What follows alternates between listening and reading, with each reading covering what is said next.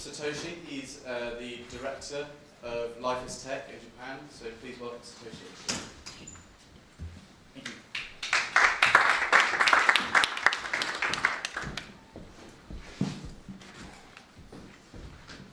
So this question was asked by a student in 2010 when Yusuke, who is the founder of Life is Tech, was teaching at a high school in Tokyo. But he couldn't help, highly motivated students in front of him because at that time there are no places students can learn coding in Japan. So he decided to found this company. And our mission is to nurture and maximize each teenager's potential. This is why Life is Tech exists. And our approach is to combine ITs, so coding, and the entertainment with the education. So we provide coding camps, it's a face-to-face camps, and the events and after-school classes, and for middle and high school students. So what we do, so the key here is motivation. So we provide curriculums with which students can learn with fun, and of course we provide a community which makes students keep learning proactively. So we can offer 16 coding courses such as iPhone apps, Android apps, or Minecraft, or 3D games, web programming, and so on. And currently our camp is held at 20 renowned universities. And the venues are important because those venues teenagers can feel and experience what the life of university students are. And such environment will motivate teenagers. And we have 500 mentors in Japan who are undergrad and grad students. And mentors also take on an important role of getting teenagers motivated. And in our camp, each mentor is in charge of one group which has 6 teenagers. And with this size of group, each mentor can support each teenager by building a good relationship with each of them. And so far, starting from 40 participants, we have 13,000 participants in last year. And we foresee 20,000 participants in 2016. And 80% are beginners and 40% are girls. And we also provide a after school coding class. And in this school, more than 100 apps are released in the public, and with 300,000 downloads.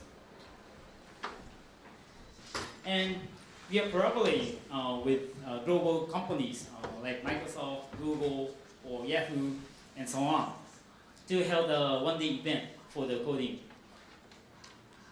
And also, this is called Code Girls, where only ladies can participate. So all mentors are ladies, and all the students are, of course, ladies. Oops. Sorry. Yeah, ladies. And the Tech for Teacher is a free curriculum for teachers to teach cutting-edge IT skills. So we provide this for free for teachers so that they can use their own classes.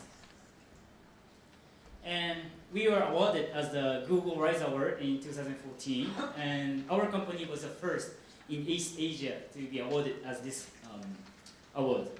So as you have been seeing here, we are growing in a good way, but there still exist 2 challenges, which are regional gaps and economic gaps. And the key here is motivation to to solve those 2 challenges. And motivation, to keep motivation, we believe the 3 things important: to look after each student, and we need a community where students can learn from each other. And of course, it should be fun. So our solution for those 2 challenges was a social network service for coding education. So please take a look at what we have created so far. Please click the screen.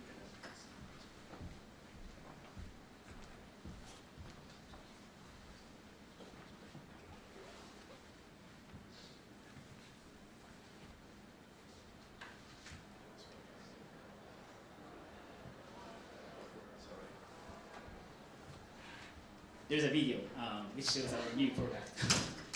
With many good the sounds. So I hope it should work. Yeah, the one with them.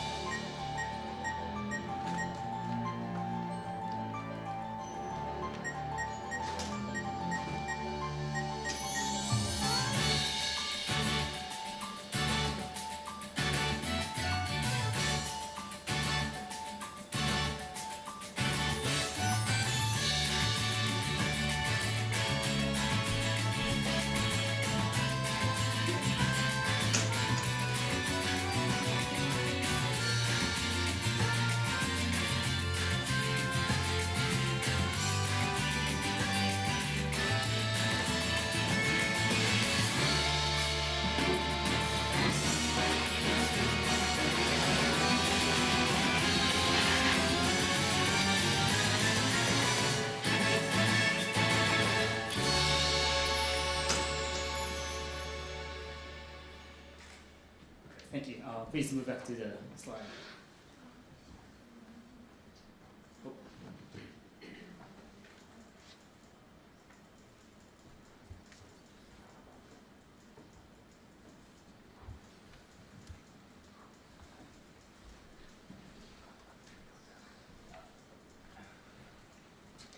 All right, so Mother is our new online platform which offers the social network services.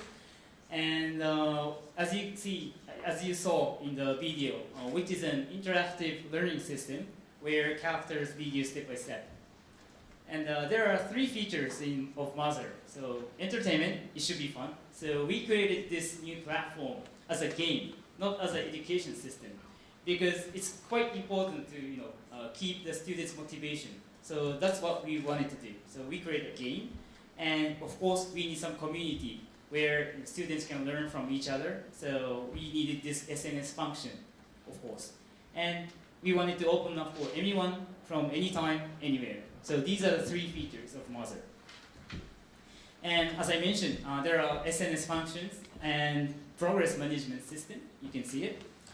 And we're going to link this Mother with a smartphone app to improve the learning performance for each student.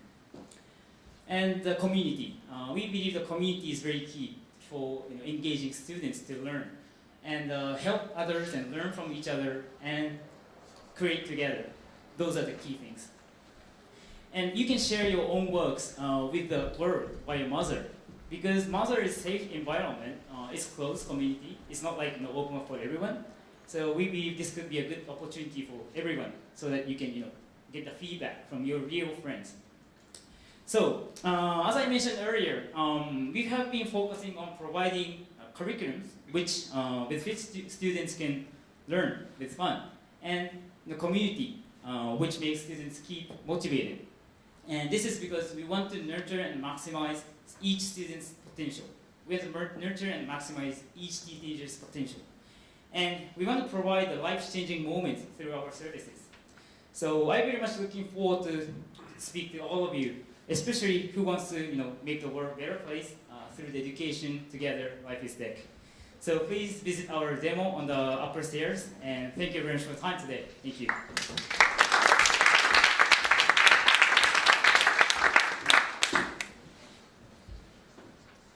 Thanks, Satoshi.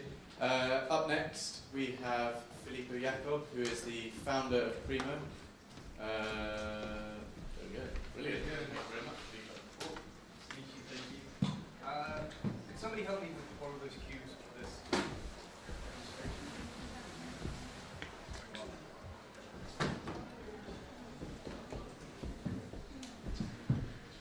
I have a clicker? Or this one?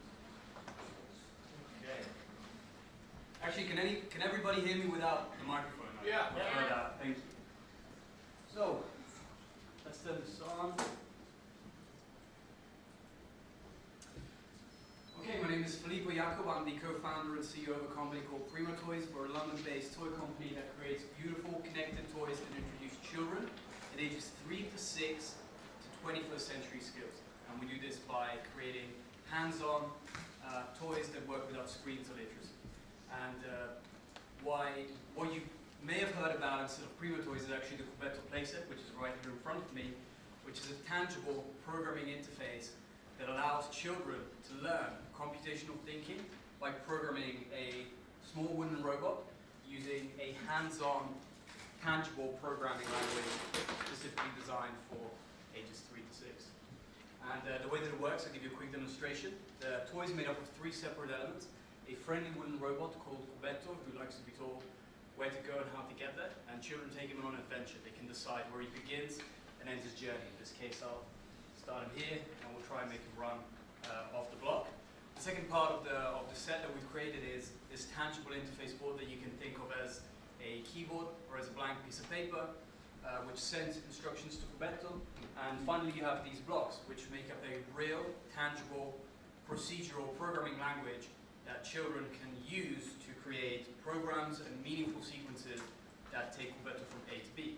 So, in this case, I would like him to turn to his right and run the table. So, I am creating a meaningful sequence that will do that. And when I press the button, as a 3-year-old, I've not just designed my first program, but I've actually watched it being executed in a very hands-on, in a very tangible way. And it's pretty powerful. And this is child's play.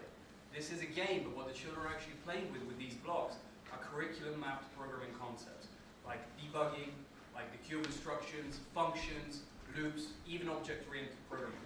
So for those who knew about Logo, the Logo Turtle in the 70s, 80s, and 90s, this is a physical representation of Logo. So, our community and ourselves, we like to think of this as the early learning coding toy for girls and boys ages 3 and up. And again, it focuses on the blocks as our key invention that replaces on-screen text-based programming with something tangible and non-abstract for that age group. It's also the first programming system and programming language that non-sighted and sighted children can use in the same exact setting without needing any special adaptation. So it creates a lot of inclusion that way. That's something that we're proud of. It's really open-ended. There are 50 billion different combinations that you can write with these blocks, and there are more blocks that we're releasing. There's no right or wrong way to play, and at that age it's all about experimentation and creating narratives that mean something to the children. And most importantly, because there's no language involved and there's no screens involved, you can ship one of these anywhere in the world, and it works in exactly the same way. No matter where you are, a child can just learn and play with this in exactly the same way anywhere in the world. So to look at a few numbers, or actually to look at how we came up with this, we took Logo Turtle inspired programming and Logo, which was invented by this guy, Seymour Papert, who was the founder of MIT Media Labs.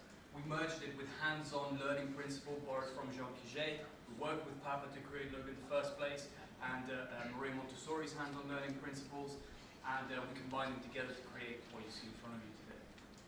So by the numbers, we're the most crowd-funded educational technology invention in Kickstarter history.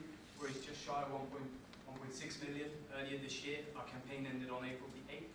And since then, we've actually sold 20,000 units that are destined to be shipped in 2016 to over 90 countries. It's an instantly globalized product and an instantly globalized opportunity. And we were incubated by Highway 1, a San Francisco-based hardware incubator that helps companies like ours develop hardware products, and we then struck a partnership with PCH Access, PCH International actually, who is their parent company, who helped us create an incredibly robust supply chain to scale this worldwide, and now we're in the position that we can ship hundreds of thousands of units anywhere in the world. Ultimately, with our partners and with our community, we're here to create a new literacy. What we think and what we know is that programming and computational thinking should be taught alongside reading and arithmetic, starting at early years. It is a new literacy. After all, and we want to create a new standard in early learning and programming. We've been around since 2013. We've had different iterations of the product that have been released and shipped in some scale. So we've built a great community around our company and our product. And ultimately we find out that hands-on learning for early years and 21st century skills without screens and without literacy in a multicultural environment is something that really, really matters to a lot of parents and to a lot of schools worldwide. So what's next for us? We would like to have one of these play sets in each of the 2.4 million early learning centers and public libraries and primary education places around the world. We think that that's where Proversity would get the most use and it would be the most useful for children. And ultimately, we think we're here to build the educational toy company of the 21st century. We're a small team on a very big mission, and whether you're an educator or you would just like to come and tell us whether you hate this or love this, and you would like to get involved, I'm here with Valeria, who's my colleague over there. So come and talk to us, and thank you for listening.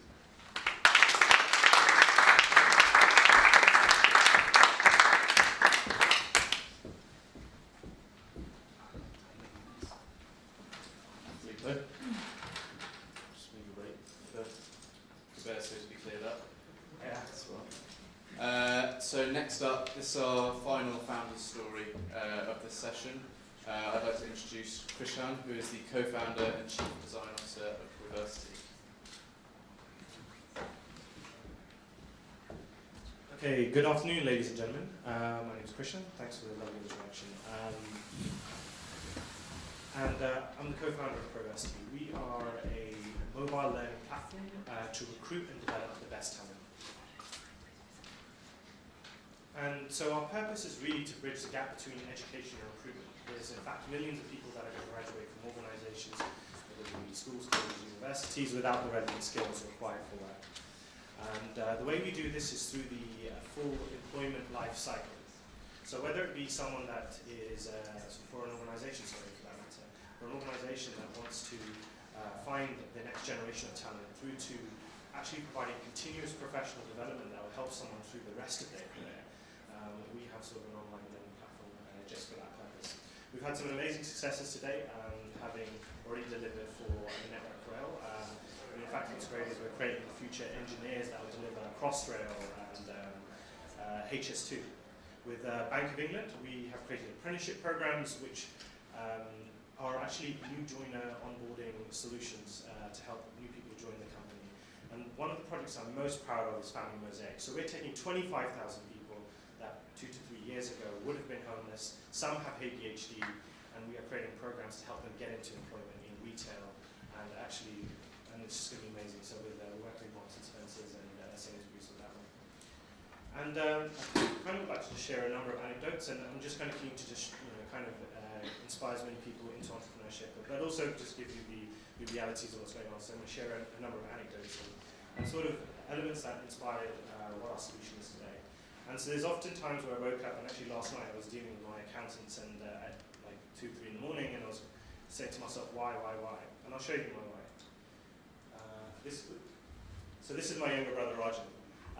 He is one of the best human beings I've ever met. I love him to bits.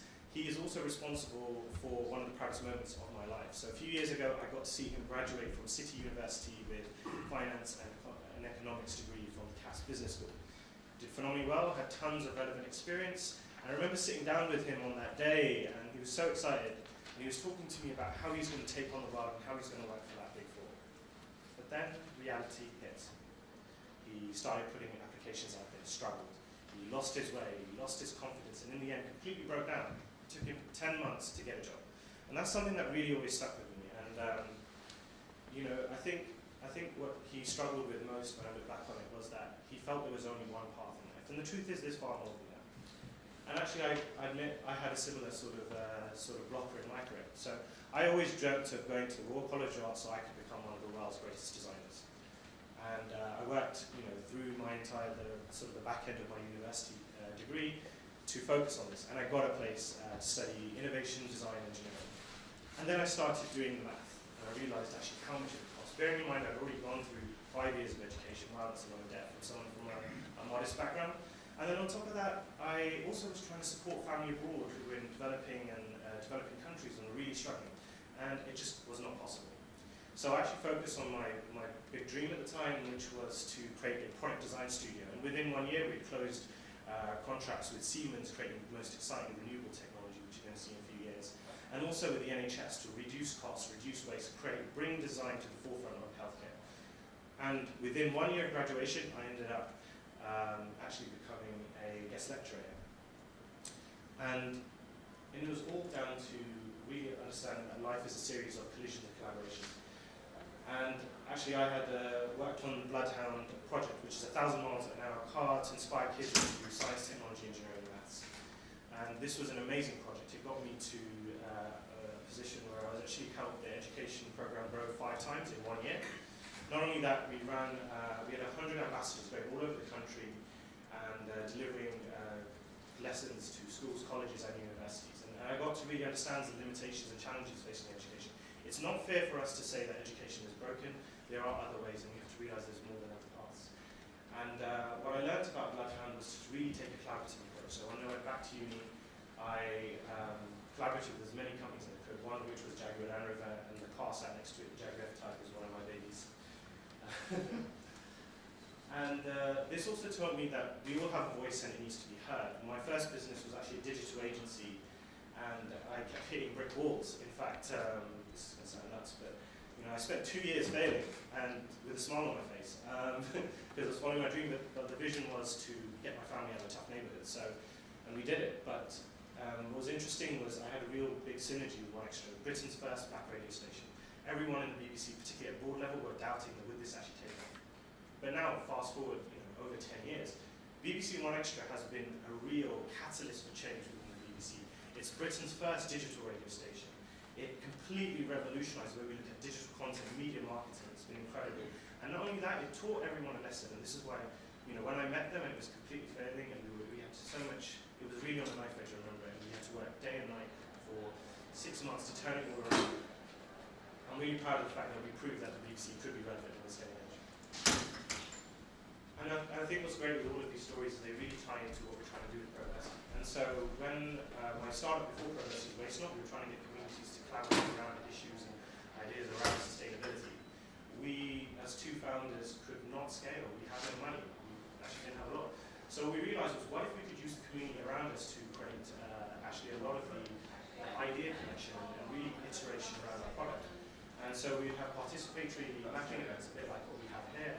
And we would go to festivals and actually get people helping us design and test our product. And this whole cycle of design and iteration is something that we really pride ourselves at Proversity.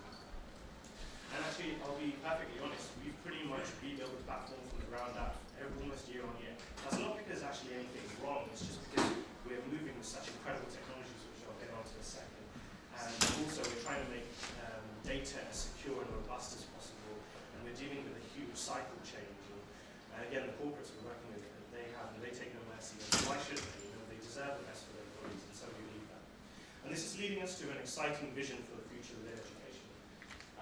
What's exciting is we're taking a completely mobile-first approach to online education. This is not a MOOC platform. This is not an LMS. This is really about getting almost the subject matter experts out of companies into the world. And what's exciting, I just actually came from a meeting with IBM Watson. We're actually spent 2 years now working on AI as a way of supporting not only assessments, but we'll also be looking at sort of how we inform the recruitment process. And also, I just came back from Israel and work visit. I was working with the very cutting edge of AR, augmented reality, and virtual reality. So really trying to see what is the potential there. And we will definitely be working with that stuff really, really soon. But when I was working on Mike's fuel band, so this was a wearable piece of technology about to quantify itself, it taught me a valuable lesson. The thing is, the more technology we throw at a problem, it's not necessarily going to give us a better answer. And I think that's one big problem we have across EdTech. People keep thinking, throw in more data, it will get a better solution. My challenge to you, for those that you are that are designing solutions in education, is to think about the user. Who is at the center, and who are we trying to help here? And what's exciting is that's something we're really, really championing ourselves with at Proversity. And I've got to thank you. You've been an absolutely fabulous audience, and I'm a bit of a cheeky chap, so I know this isn't a Q&A, but I'm going to ask you all a question. What's your biggest people challenge, and how can we help you? Because the thing is, while we started off 2.5 years ago as that plucky British startup, we've now grown. We're in Cape Town, New York, and here in London, and we're working with some incredible companies, but we can't do it by ourselves. We need you as a community, and the education community to help us. And so that we together